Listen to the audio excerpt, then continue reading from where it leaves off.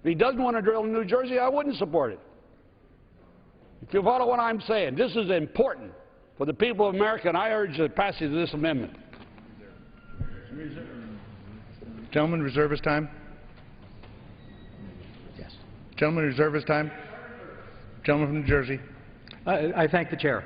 How much time is going on? The gentleman is right. This affects more than Alaska. This affects the country at large. The roadless rule has been debated. It has been litigated. It should be considered settled.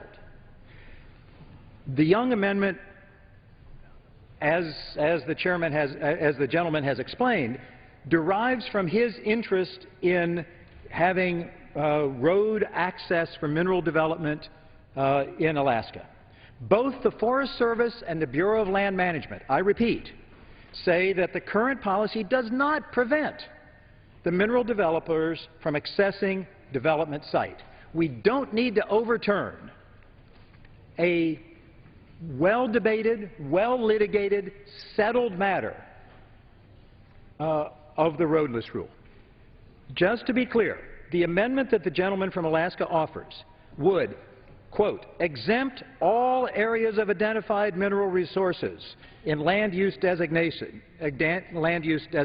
etc., from the procedures detailed and the rules promulgated under Title 36, Code of Federal Regulations. This is sweeping, and it is not necessary. Again, I urge that the defeat of this amendment, and I reserve any time that I may have. Gentleman reserves remaining. time. Gentleman from Alaska has 1 minute remaining. Gentleman from Alaska has 1 minute remaining. Gentleman from New Jersey has 30 seconds remaining. I just want to make a comment to the chairman. First, I'll yield him 30 seconds. I thank the gentleman for yielding. I just wanted to point out, these areas that this amendment affects have already been set aside for mineral development. I want to repeat that, Mr. Chairman. These have already been set aside for mineral development. That policy has not changed at all. All it ensures that we are going to have access to it. And I just want to point out the irony, as the gentleman pointed out. This is for rare earth. This particular one in his state is where we have rare earth. And now they say they don't want it. I really find there's some irony here, and I can't quite get my arms around it. I thank the gentleman for yielding. Yield back to him. Gentleman from Alaska has 30 seconds remaining. Gentleman reserves 30 seconds. Gentleman from New Jersey has 30 seconds remaining and the right to close. Mr. Chair, of course we want this country to have the minerals that it's dependent on. But need I repeat again, the Forest Service, the Bureau of Land Management say that current policy does not prevent mineral developers from accessing the development sites. This amendment is not necessary, and it would overturn very important resolutions that protect the public lands in the public interest. I yield back. Gentleman yields back his time. Gentleman from Alaska has 30 seconds. One last comment. You know, there's no restriction. We can go ahead and find this earth. You can't develop it. That's that simple. All the exploration had to be done by helicopter. There was no access by road. To develop it, we must have this road to water access. This is a good amendment. It provides this nation the right minerals that are necessary for the future technology. We should adopt this overwhelmingly if you're thinking of the nation instead of an interest group. And I yield back the balance of my time. Question is on the amendment offered by the gentleman from Alaska. All those in favor say aye. Aye. All those opposed, no. Opinion chair, the ayes have it. I request a recorded vote. Pursuant to Clause 6 of Rule 18, further proceedings on the amendment offered by the gentleman from Alaska will be postponed.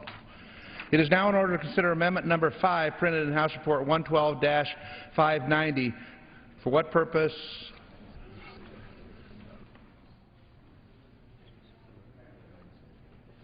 What purpose does the gentleman from Minnesota seek recognition? Mr. Chairman, I have an amendment at the desk. Clerk will designate the amendment. Amendment number 5, printed in House Report number 112-590, offered by Mr. Kravac of Minnesota. Pursuant to House Resolution 726, the gentleman from Minnesota, Mr. Kravac, and a member opposed, each will control 5 minutes. The chair recognizes the gentleman from Minnesota. Thank you, Mr. Chairman. Today I rise in support of my amendment as well as the underlying bill. H.R. 4402 is a common-sense, pro-growth piece of legislation that would simply facilitate a timely permitting process for very important mining projects throughout the United States. The United States cannot continue to depend on foreign countries to supply critical, precious, and rare earth metals. This is a vital strategic disadvantage to the security of the United States. What happens if one day a supplying country decides that they don't want to export or restricts precious metals? Or our sea lanes become controlled by those that are not friendly to the United States? These mines are not something that we can just flip a switch and turn on. These mines are multi-million, if not billion-dollar projects that take years of capital investment just to get going. This bill is much a strategic defense bill as it is a jobs bill. According to the University of Minnesota Duluth study, 2.5 ancillary jobs are produced for every mining job. These are good-paying jobs that we cannot afford to lose. My amendment will also allow mining projects that have already applied for a permit and are currently in the permitting process access to do expedited procedures. My amendment falls along the same common-sense thinking that the underlying bill comes from, that 30 months is plenty of time to complete the total review process for permitting a mine. Currently, there are numerous projects in the permitting pipeline that have taken way too long and still have no definitive end in sight. One such project is in my district. The PolyMet Mining initiated environmental review of its proposed North Met copper and nickel mine back in 2005. Since then, the company has invested over $40 million for EIS inquiries. That is 7 years and counting for just environmental reviews. Another project that is just getting underway in the 8th District is the Twin Metals project, which has also produced thousands of Minnesota jobs for both construction and long-term operations. In a 2009 study, the University of Minnesota Duluth found that more than 12,000 Minnesota construction jobs will be created in Minnesota if all strategic metal mining projects currently under study move forward. In 2009, the UMD study also estimated that more than 5,000 direct, long-term Minnesota mining jobs will be created when all strategic metal mining projects currently under study become operational. Minnesota needs these jobs, and the country needs the minerals that these mines produce. And everyone needs a definitive permitting timeline that is reliable. Unfortunately, PolyMet is not a unique project. 7 years and $40 million is not even the worst example of inefficient permitting. Many other mining projects have been stalled for even longer due to inefficient and at times agenda-driven permitting process. Another example is a Montanore mine in Montana. It has been in the permitting process since 2003. The Montanore project previously was permitted by the state of Montana, U.S. Forest Service, and other cooperating federal agencies in 1993, following a full EIS process. The company chose not to proceed with the project until 2003 and has been working to obtain the same federal permits since that time. Mr. Chairman, I could give example after example of how inefficient and onerous our federal permitting process is, but there's just not enough time to do so. These multi-year delays in processing federal permits for many good projects are impeding thousands of jobs, massive investments across the country, and are blocking domestic production of much-needed rare earth, strategic, and critical precious metals. This amendment would ensure that these projects, like all future projects, are given a firm timeline that communities can count on, while at the same time more than addressing concerns. I urge support of passage of this amendment and the underlying bill. I'd be happy to yield to the chairman. I thank the gentleman for his amendment, and this is, as he said in his opening remarks, simply a common-sense approach that those that are in the process now should avail themselves of the potential changes in the law. I think it's an excellent amendment, and I support it, and I yield back to the gentleman. I return my time, and I thank the chairman, and I reserve the balance of my time. Gentleman reserves the balance of his time. Gentleman from Massachusetts. Yes, I rise to claim the time in opposition. Gentleman is recognized for 5 minutes. I thank the chair. This bill is ostensibly a bill that is supposed to be discussing rare earths.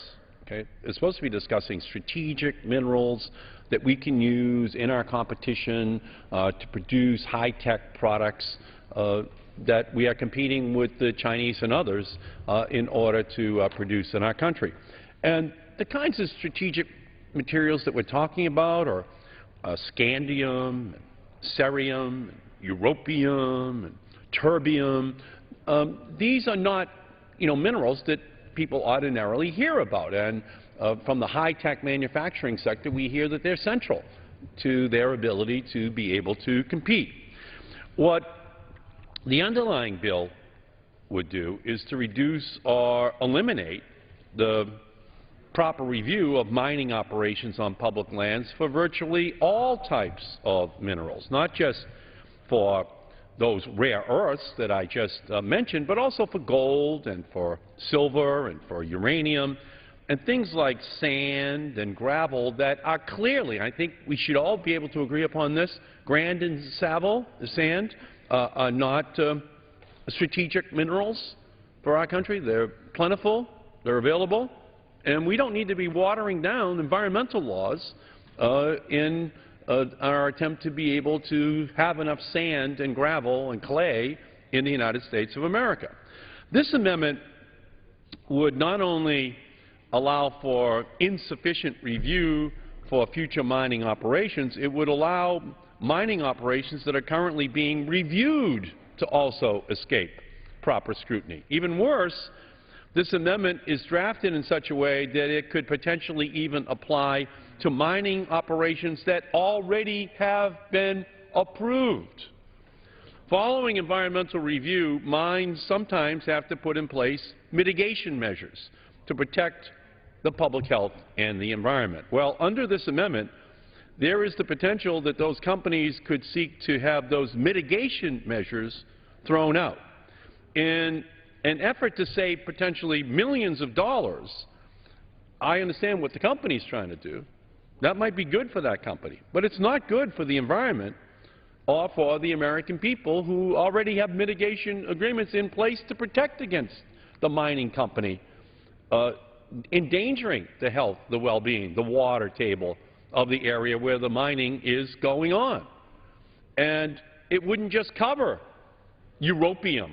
It would cover potentially gravel and sand and other elements that clearly don't need that kind of protection. This amendment would likely invite a hailstorm of litigation, which I would think that my colleagues on the other side would like to avoid. I would also think that my colleagues on the other side would rather have the Department of Interior, the Forest Service, and other federal agencies continue to move forward to approve new mines, not be bogged down relitigating mines that have already been approved. This amendment makes a bad bill even worse and would have a number of unintended consequences that could invite litigation and actually delay the approval of future mines. And I urge defeat of the amendment, and I reserve the balance of my time. The gentleman from Minnesota has 30 seconds remaining. Just acquiring the time, sir. The gentleman has 30 seconds remaining. Thank you, Mr. Chairman. And I'd just like to remind our colleagues that mines aren't just permitted and then forgotten. They are constantly monitored. The precious metals that we were talking about goes into our cell phones, our computers, our weaponry, even into our catalytic converters. We need these materials now, and we cannot be held at ransom by China. And may I remind them, 600 pounds of copper goes in every windmill. Thank you, Mr. Chairman, and I yield back. Gentleman from Massachusetts. Again, I yield myself to the balance of my time. I thank the chair. Again, I understand the business plan here of these mining interests that don't even pay royalties to drill on the federal lands of our country. Let's just continue this business plan. That's what they're saying to themselves. Maybe we can get it out of this Republican Congress. So in addition to not paying, let's also have rules that say that we're going to water down the environmental laws as well. And not only for europium and cerium and other rare earths, but also just for sand and for gravel and for clay. I understand. That's a great business plan. Not for the American people. They get watered down environmental laws, and they also don't even get paid the royalties on the federal lands of our country. So it's just one big bad deal for the United States taxpayers, and I urge a no vote on this amendment, and I yield back the balance of my time. Occurs on the amendment offered by the gentleman from Minnesota. All those in favor say aye. Aye. Those opposed, no. In opinion of the chair, the ayes have it. The ayes have it, and the amendment is agreed to. It is now in order to consider amendment number 6 printed in House Report 112-590. For what purpose does the gentleman from Florida seek recognition? Mr. Chairman, I claim time on the calendar. Clerk will designate the amendment. Does the gentleman have an amendment? Yes. Clerk will designate the amendment. Amendment number 6, printed in House Report number 112-590, offered by Mr. Hastings of Florida. Pursuant to House Resolution 726, the gentleman from Florida, Mr. Hastings, and a member opposed, each will control 5 minutes. The chair recognizes the gentleman from Florida. Thank you very much, Mr. Chairman. This bill is an irresponsible giveaway to the mining industry that has taken enormous profits at American taxpayer expense. One section in particular is extremely disturbing. Section 205 of the bill eliminates awarding of attorney's fees to litigants bringing successful legal challenges against certain agencies' actions like the issuance of a mining permit. Eliminating the possibility of fee shifting makes litigation prohibitively expensive for groups and individuals that don't have the deep pockets of large corporate entities. Indeed, the whole reason fee shifting exists in the first place is so that a party does not have to be wealthy in order to file a lawsuit. Justice should be accessible to all, regardless of their individual financial circumstances. Eliminating the awarding of attorneys' fees means that the traditional parties for these kinds of lawsuits, such as nearby landowners, small business owners, and environmental groups, will no longer be reimbursed for the cost of successfully litigating a claim. The only reason to eliminate this fee shifting is to discourage parties from filing these kinds of suits. And who is the biggest beneficiary of reducing the number of permits challenges? The permit-holding mine companies, of course. Since litigation can be extremely expensive, these cash-strapped plaintiffs usually only bring those lawsuits with the most likelihood of success because they literally cannot afford to lose. Eliminating the awarding of attorneys' fees will increase the predictability of the permitting process only by stifling access to the courts. Mr. Chairman, my amendment creates an exception for the awarding of attorneys' fees to successful challenges submitted by either individuals, citizens, or nonprofit entities, so that justice in this country is not reserved for only those who can afford the hefty entrance fee. And I reserve the balance of my time. The gentleman reserves the balance of his time. For what purpose does the gentleman from Washington seek recognition? Thank you, Mr. Chairman. I claim time in opposition. The gentleman is recognized for 5 minutes. I'm pleased to yield 3 minutes to the gentleman from Arizona, Mr. Quayle. The gentleman is recognized for 3 minutes. I thank the gentleman for yield, and Mr. Chairman, I oppose this amendment because it would allow ideological special interest groups to block mining permits through lawsuits funded by taxpayer dollars. The Equal Access to Justice Act of 1980 is a law in need of reform. Recognizing the federal government's vast resources, it was intended to help protect small businesses, charities, and ordinary Americans from unreasonable litigation or administrative proceedings. To this end, the EAJA allows individuals with a net worth under $2 million and businesses worth less than $7 million to collect attorney's fees up to $125 per hour. But last year, the Judiciary Committee's Subcommittee on Courts, Commercial, and Administrative Law held a hearing on the need for EAJA reform. The subcommittee learned that certain groups, particularly environmental organizations, are aggressively exploiting the EAJA. The EAJA exempts all not-for-profit organizations from the net worth cap, and it allows attorneys' fees over $125 per hour if a special factor justifies such an award. Well-heeled environmental organizations take full advantage of these provisions to collect large awards for attorneys' fees.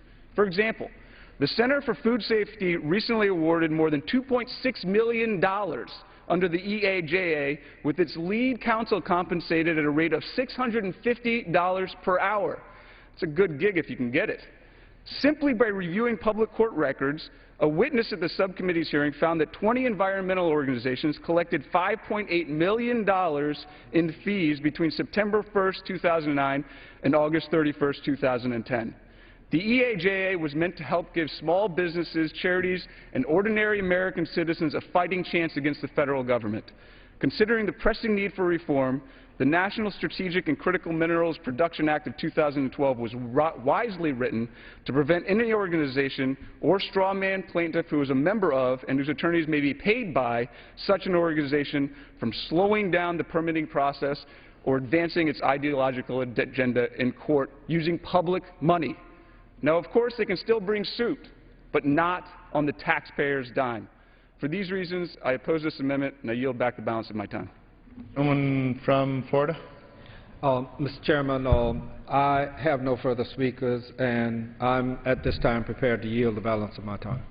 Yeah, I have no time. Does the gentleman yield back his time? I yield back. Gentleman yields back his time. Gentleman from Washington? I yield myself the balance of the time, which is how much time? Gentleman has 2.5 minutes remaining. Thank you.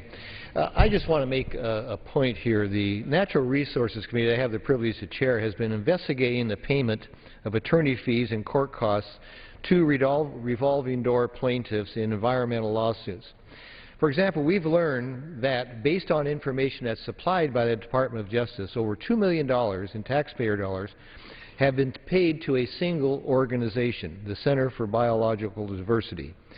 And they've done that for 50 lawsuits that have been filed under a single environmental statute. This organization, which would qualify, by the way, for pavements if the gentleman from Florida's amendment is adopted, they have offices in 15 states, and they pay their executive director in the 6 figures. And the question arises, why should taxpayers be paying for their attorneys? It seems like these lawsuit-happy environmental groups make a living from suing the federal government. And when they sue the federal government, they divert resources from the federal government to carry out their statutory duties when it comes to environmental issues or permitting issues or whatever. So I think that this amendment is ill-advised by singling out some people that should not be covered. So I urge rejection of this amendment, and I yield back the balance of my time. Question occurs on the amendment offered by the gentleman from Florida, Mr. Hastings. Those in favor say aye. Those opposed, no. Opinion of the chair, the noes have it. The amendment is not agreed to. It is now in order to consider amendment number 7, printed in House Report 112-590. For what purpose does the gentleman from Arizona seek recognition? Thank you, Mr. Chairman, and I have an amendment at the desk. Clerk will designate the amendment. Amendment number 7, printed in House Report number 112-590, offered by Mr. Grijalva of Arizona. Pursuant to House Resolution 726, the gentleman from Arizona, Mr. Grijalva, and a member opposed, each will control 5 minutes.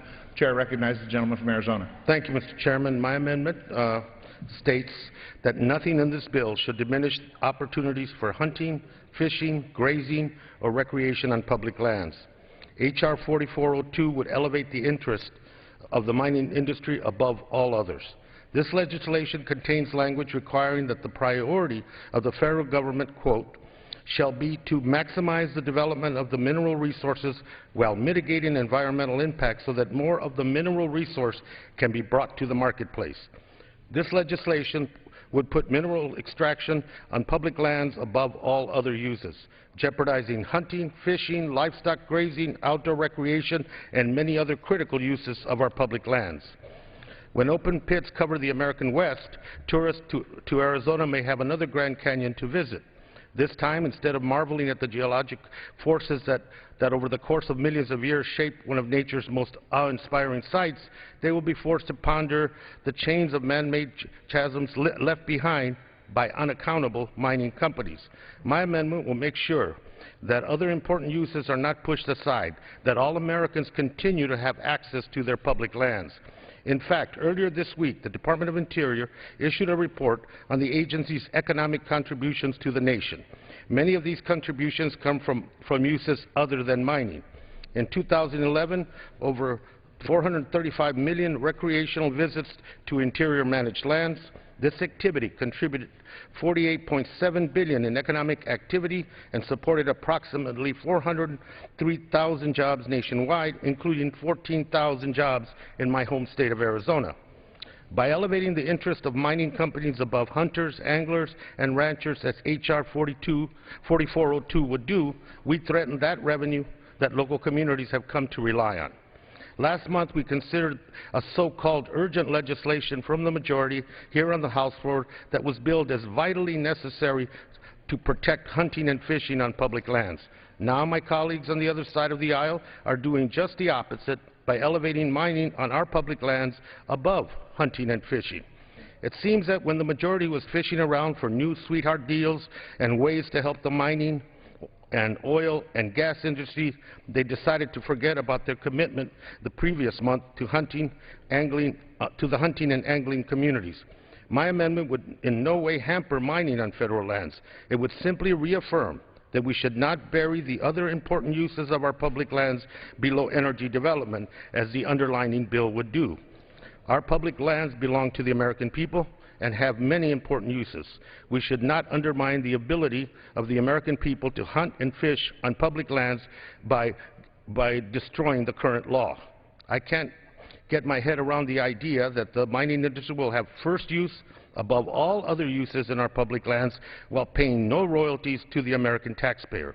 On top of that, a bulk of the resources taken from our public lands is exported worldwide to countries like China.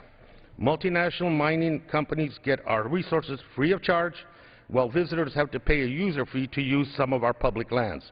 Now their needs are not as important for the Republicans as free access for mining industry, for the mining interest in this country. It's very sad and ironic. I would urge a yes vote on my amendment to maintain a balance for the American people in their use of their public lands. And with that, I reserve the balance. Reserves the balance of time. For what purpose? The gentleman from Washington seek recognition. I rise to claim time in opposition. Gentleman is recognized for 5 minutes. I yield myself as much time as I may consume. Gentleman is recognized. Thank you, Mr. Chairman. Mr. Chairman, this is an anti-mining, anti-jobs amendment, and it is not a pro-sportsman amendment. I believe strongly in multiple uses of our federal lands. It is something that, as Chairman of the Natural Resources Committee, I take very, very seriously. And multiple means economic activity and recreational activity. Now, earlier this year, this House worked to promote legislation advocating hunting and fishing on federal lands. It was primarily aimed at promoting and protecting sportsmen's access to federal lands. Now, sportsmen's access includes hunting and fishing. This bill had strong bipartisan support from most of America's sportsmen's organization, and it received a strong bipartisan support here in this body. However, Mr. Chairman, I must note that the sponsor of this amendment, my good friend from Arizona, opposed that bill. That was hunting and fishing pro-sportsman bill. Federal land management allows one use to be disrupted to ensure that we make the best and highest use of our lands. That's common sense. If the best use is rare earth mine to secure our nation against foreign nationalism and so forth, we should use the land for that. While at the same time that the mine is being developed, we allow for mitigation to balance out disturbance of other activities. If a company disturbs an acre here, they can mitigate that with an acre there. The amendment completely ignores that reality. So we should call this amendment for what it is. It's an attempt to stop mining on federal lands, which of course will make us more dependent on foreign minerals. This amendment contradicts the express purpose of this legislation, which is to require the lead agency responsible for permitting strategic and critical mineral exploration and mining projects to reduce the permitting timelines through better coordination. This amendment would empower a federal agency to unilaterally choose to red tape another process that can take, and that's which we've seen in the past, up to a decade long to complete a permitting process.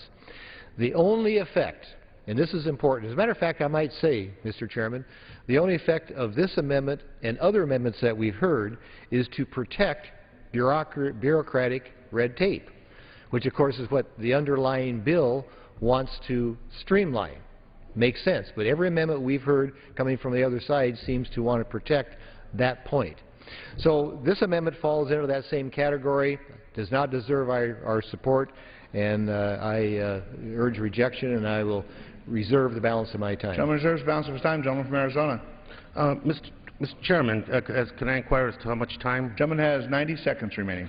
Let me yield the remainder of my time for my good friend from New Mexico and member of the Resource Committee, Mr. Lujan. Gentleman from New Mexico is recognized for 90 seconds. Mr. Chairman, thank you so much. This amendment is straightforward. It's about protecting hunting and fishing. That's how simple this is.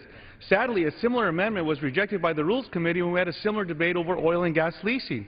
But I rise in strong support of the Grijalva Amendment, and I urge my Republican colleagues to take a step back and consider the true impacts their policies are having on public lands.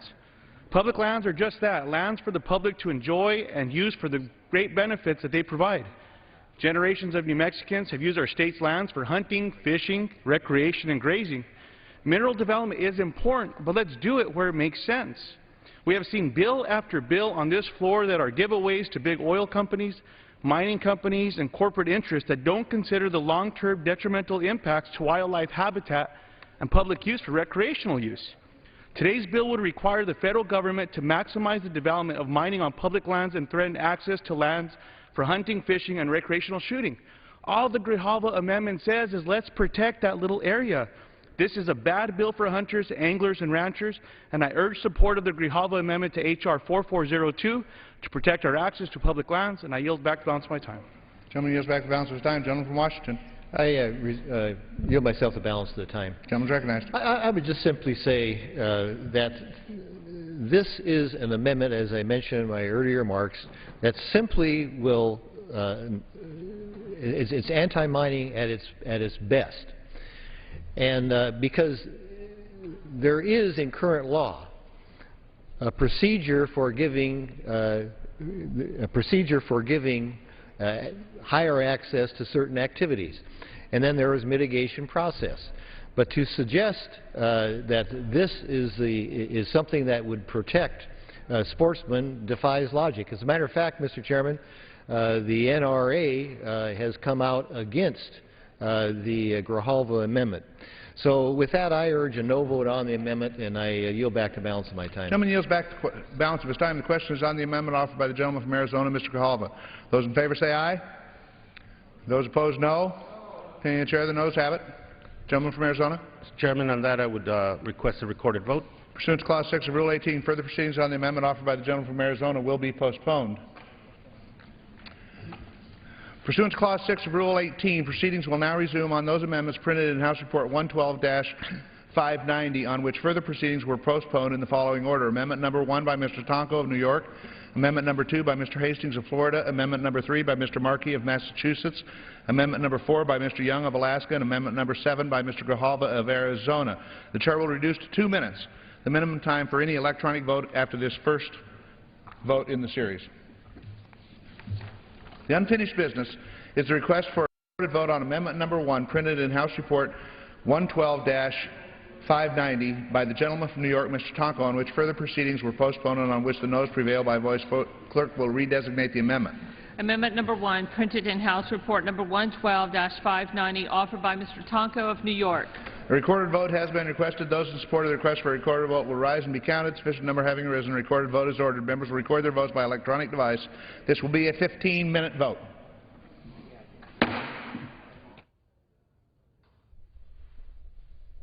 The House this morning has been debating a bill that would expedite the permitting process for the exploration and mining on public lands of minerals considered critical to the manufacture of high-tech products. Earlier this week, the White House, in a statement of administration policy, expressed its opposition to the Republican-led bill, saying it would, quote, undermine and remove the environmental safeguards for, at a minimum, almost all types of hard rock mines on federal lands. That from the White House. This is the first of 4 amendments and amendment votes on the bill. Paul Tonko of New York with an amendment that would limit the scope of the bill by modifying the definition of strategic and critical minerals. This is a 15-minute vote, and 3 more amendment votes will follow. During this vote, we're going to take you to the briefing this morning by Democratic leader Nancy Pelosi, she gave her briefing just a short while ago at the Capitol Visitors Center, talked about a number of things, including the passage yesterday of the repeal of the health care law. The final tally was 244 to 185, 5 Democrats joining Republicans in voting for the repeal. Here's a look at her news conference from earlier today.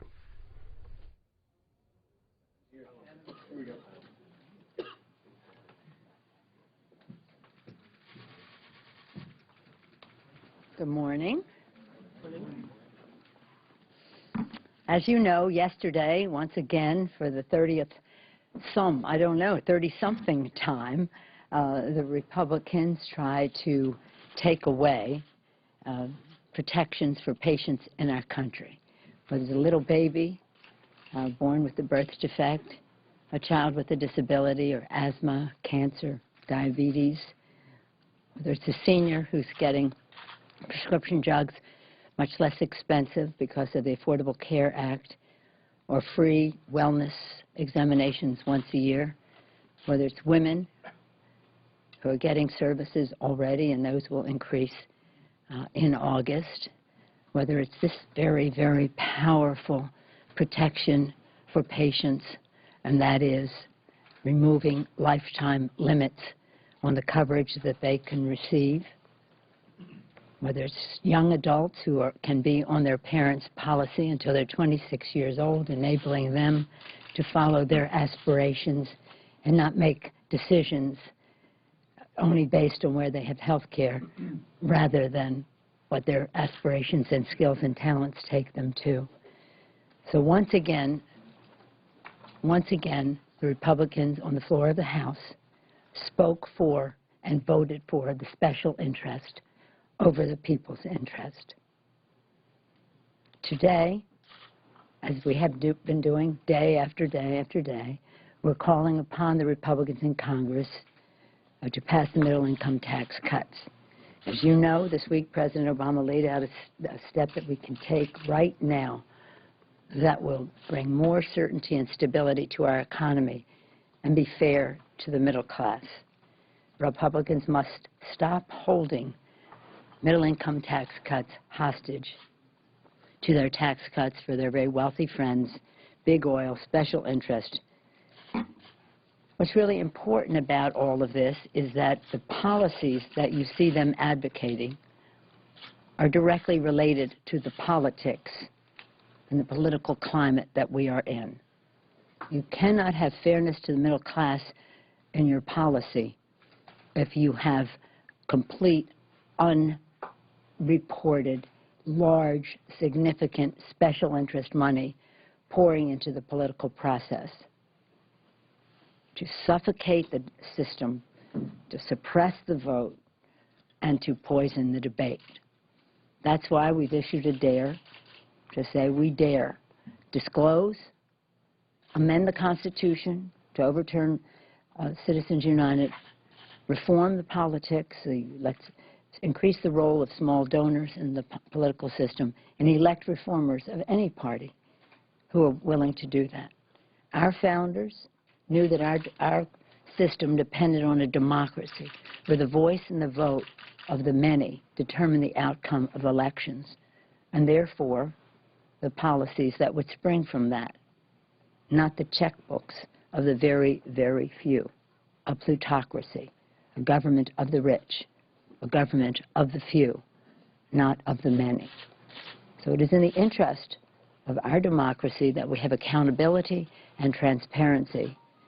And that's why after the Supreme Court's misguided decision on Citizens United, disclosure was one course of action, one of the few courses of action that was available to us. The person who took the lead on this strengthening of our democracy, holding firm to the vows of our founders, is Chris Van Hollen. As you know, he's part of our leadership. He's our ranking Democrat on the Budget Committee. And because of his knowledge of these issues, he sees the direct relationship between politics and policy, and we're very proud of his leadership on the Disclose Act, and I'm going to yield to him to talk about that now. Chris Van Hollen of Maryland. Well, thank you, Madam Leader, and as Leader Pelosi said at the outset, yesterday we saw the 33rd vote in the House of Representatives to repeal the important protections that are contained in the Affordable Care Act. There are a number of bills where we've had 0 votes. One, of course, is the President's Jobs Initiative, which he presented to the House of Representatives last September. No votes on that.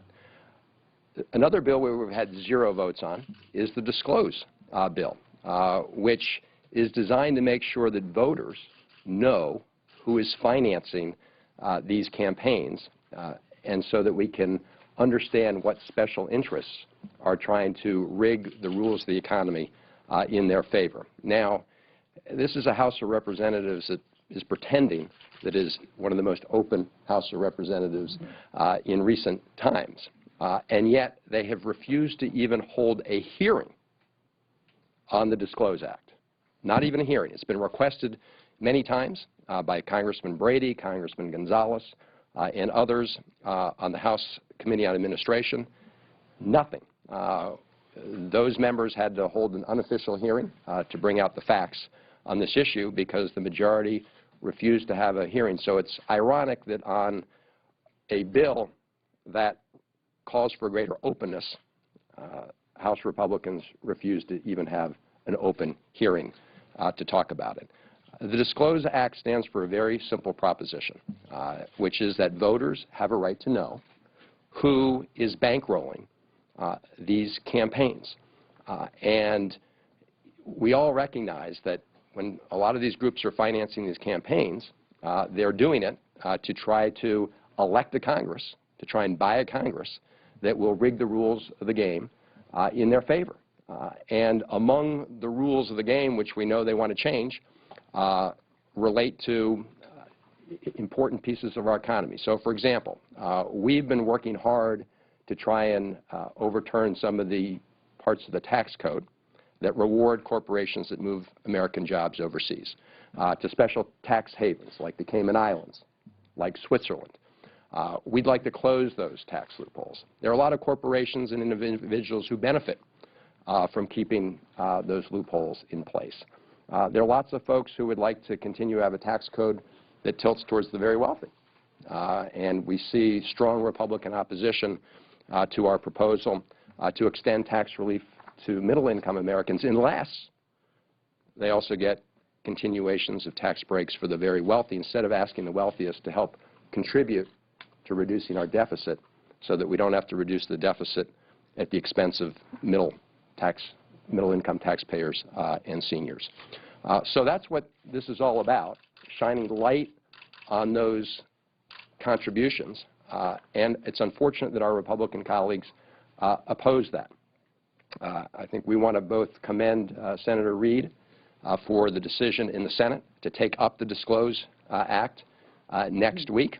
And we think that members of the House, Democrats and Republicans alike, should have that same opportunity, which is why we just filed a discharge petition in the House of Representatives, and we're encouraging all members, Democrats and Republicans, who believe that voters have a right to know who's financing these elections, to sign that very simple measure. And let us have a vote on it in the House. Again, we had 33 votes on repealing important patient protections. Let's have one vote on allowing voters the right to know who's financing these campaigns through secret donations and trying to rig the rules.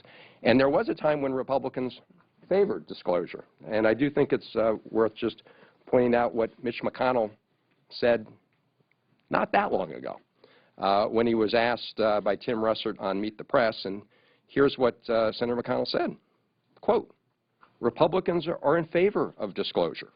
If you're going to do that, and the Senate voted to do that, and I'm prepared to go down that road, then it needs to be meaningful disclosure. Tim, 527s are just a handful of groups. We need to have real disclosure.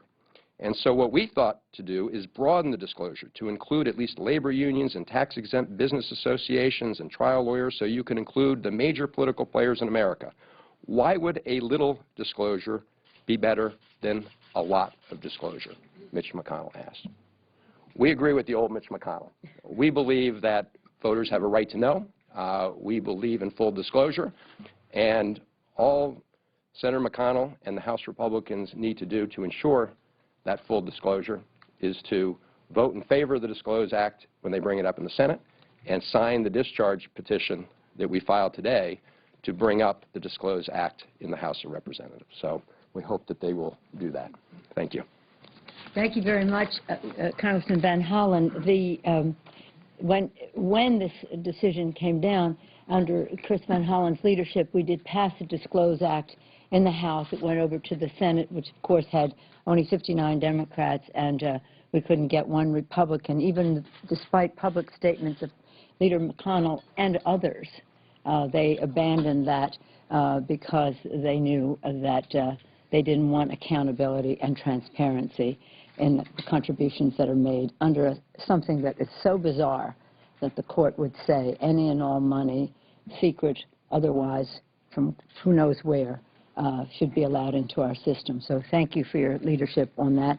It's very exciting for us that the Senate is taking it up again, and that our members are very enthusiastic about signing a discharge petition to that effect.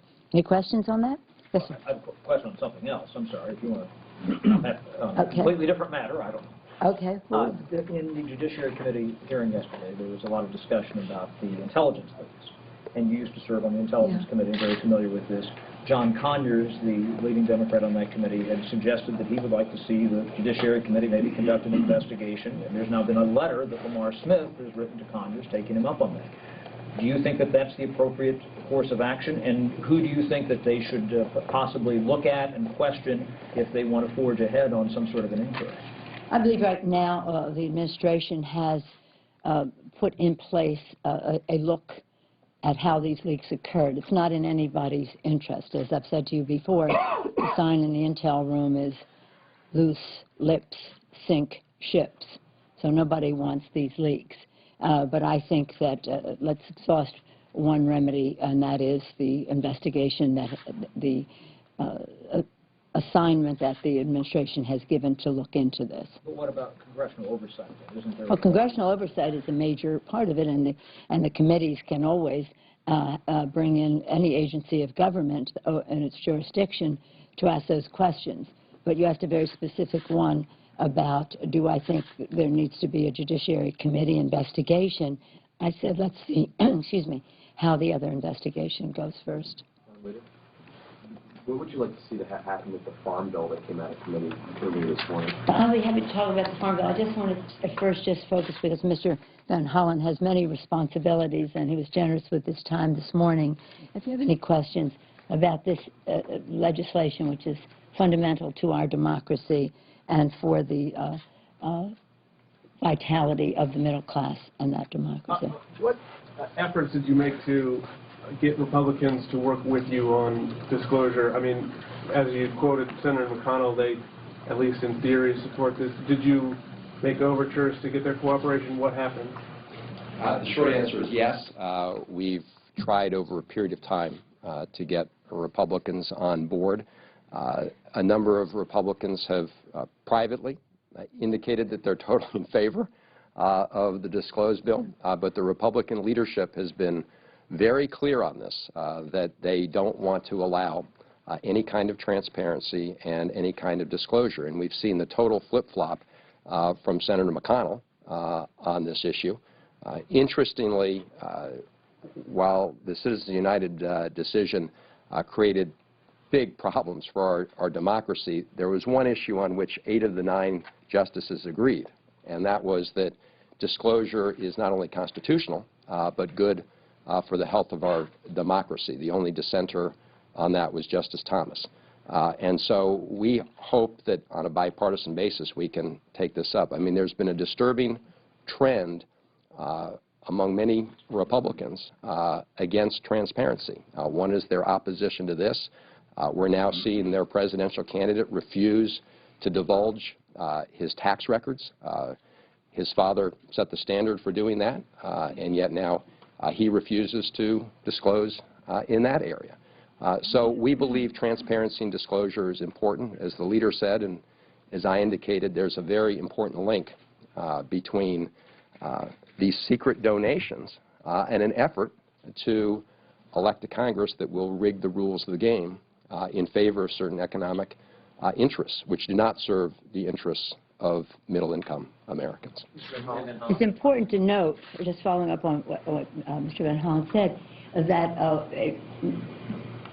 Governor Romney could not be considered to be a member of the cabinet because it is required that disclosure be made of tax returns and the rest. So he's running for president, wanting to win and appoint a cabinet which would have more disclosure than he has as president. Well, that's not going to happen, but nonetheless, just that you see, he could not even become a cabinet member for his, that lack of disclosure. And now, with that lack of disclosure, he wants to be president of the United States. Mr. Van Hollen, is this at this point, though, about legislating for disclosure or messaging? And I ask it because in your preamble, you went right to buzzwords like Cayman Islands and Switzerland, and then in your answer here, you go right to Mitt Romney. Mitt Romney's not a member of this legislature. Many Republicans, the ones who you say privately, come up to you and say that they're all for it, might turn around and say, the election's a few months away, you're messaging, there's no way I can do this even if I wanted to. So, you know. Well, I don't know why any member should ever say that it's, we shouldn't provide the voters. When you, as you promote the bill. But all people have to do is disclose. I mean, that takes care of the issue. So all they have to do is vote to allow the voters the right to know who's financing those campaigns. If they believe in that, they should vote for it.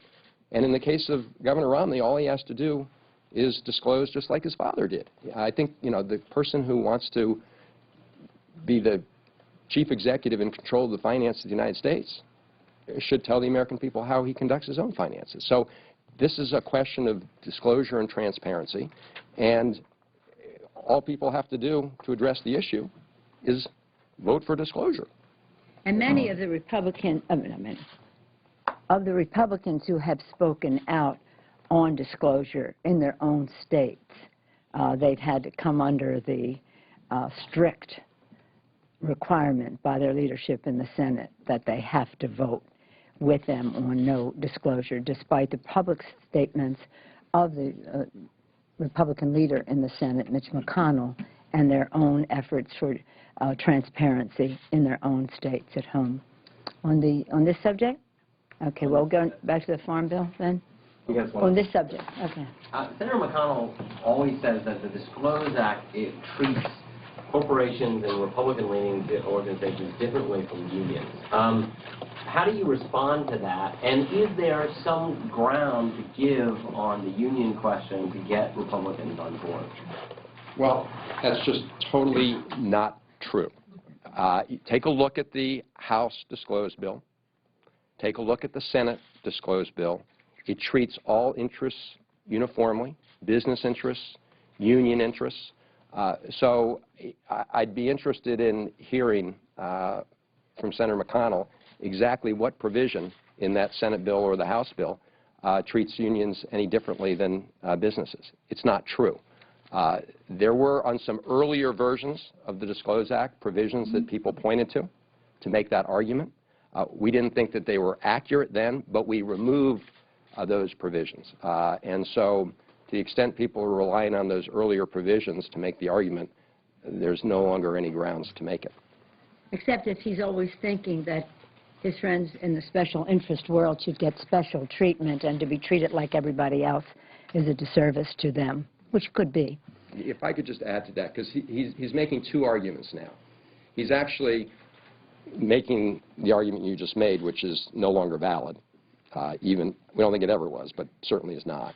But he's gone way beyond that at this point. He is now taking the position that Justice Thomas took. In fact, in his speech the other day at AEI, he quoted Justice Thomas, which puts Mitch McConnell, you know, way outside the mainstream here. You had every other Supreme Court justice, as I say, not only saying this was constitutional, but saying that this was important to the health of our democracy. And I think virtually every American would agree that the idea of disclosure and transparency is important to the democratic process. So I understand why Mitch McConnell's out there fighting this kind of preemptively. He recognizes what a vulnerability this is, because the overwhelming majority of the American people believe in the very simple proposition that voters have a right to know who's financing, who's bankrolling these campaigns. And many of the people who are bankrolling these campaigns fall in the category of anti-government ideologues. So that's why I said earlier, you cannot have fairness in policy unless you have fairness in the politics outside. And for them to have this undue weight, which is if they have the money and they have the freedom of expression, they do, then let's give the American people their right to know. And so it's the reason it's so damaging to a democracy is that it not only undermines one person, the voice of the many, it also suffocates any vitality of ideas in the Congress.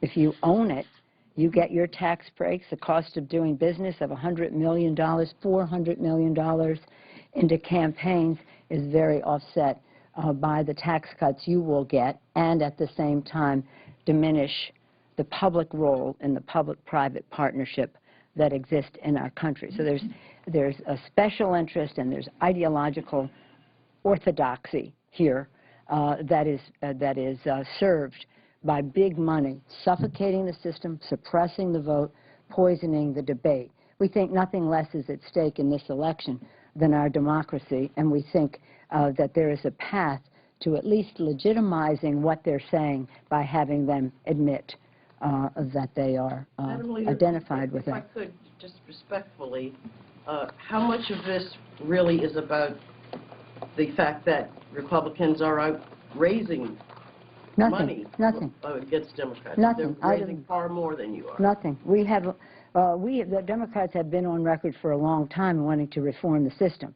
We passed a bill as long ago as President Bush Sr., which he vetoed for citizen financing of campaigns. You know what has come in between there, Cain-Feingold and that. But I say no, even if we could outraise them, everybody should disclose. This isn't. The nays are 251, less than majority voting in the affirmative. The amendment is not adopted.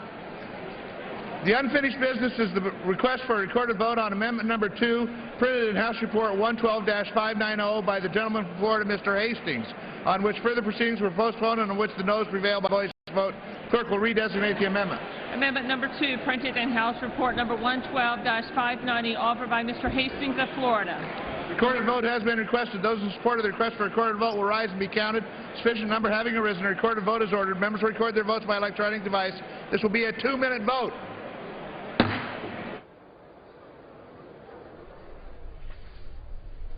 Another amendment vote to a bill which would streamline the permitting process for mining on federal land. David Hawkins of Congressional Quarterly writes that Republicans say the regulations are too cumbersome, crimp the industry's global competitiveness, and hold back job creation. Democrats, who are sure to put a full stop on the bill in the Senate, say deregulation would needlessly threaten the environment. Another 2-minute vote here on an amendment, this time by Alcee Hastings of Florida, which would permit a lead agency to extend the bill's 30-month time limit for permit application reviews by up to 12 months.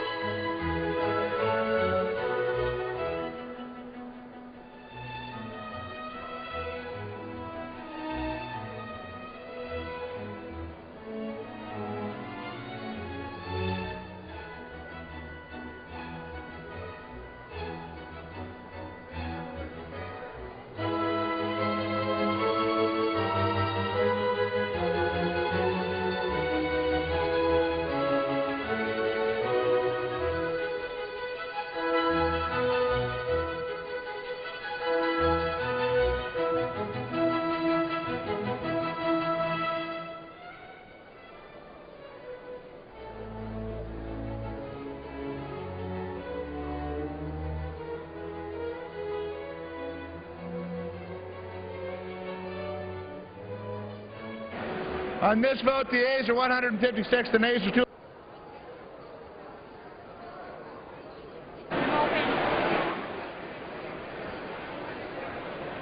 Mr. Turner of Ohio. Mr. Turner of Ohio votes aye. Ms. Wilson of Florida.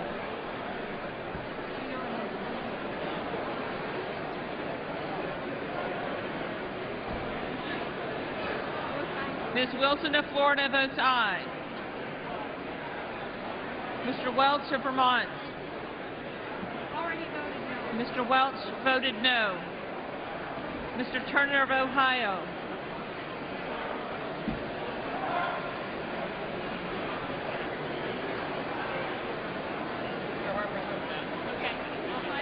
Off aye, on no for Mr. Turner of Ohio. Mr. Welch. Off no on aye for Mr. Welch.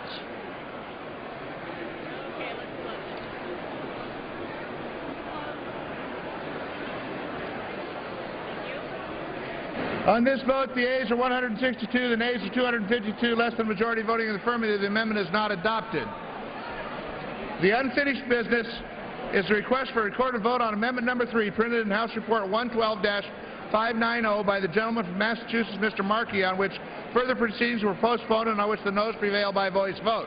Clerk will redesignate the amendment. Amendment Number 3, printed in House Report Number 112-590, offered by Mr. Markey of Massachusetts.